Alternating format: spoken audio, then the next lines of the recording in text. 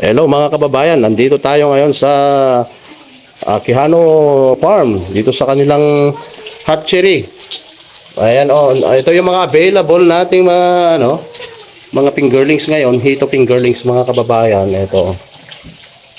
Ang dami Ayan. Marami ito mga kababayan. So, kung gusto niyo bumili ng fingerlings, mag-message lamang po kayo dito sa aming vlog para may reserve po kayo dito sa mga available na stock. Ayan, Ito. Madami yan po, madami ito. Tatanungin natin kay Sir Quijano kung ilan po itong mga available na stock nila dito na fingerlings. Ayan, Ito.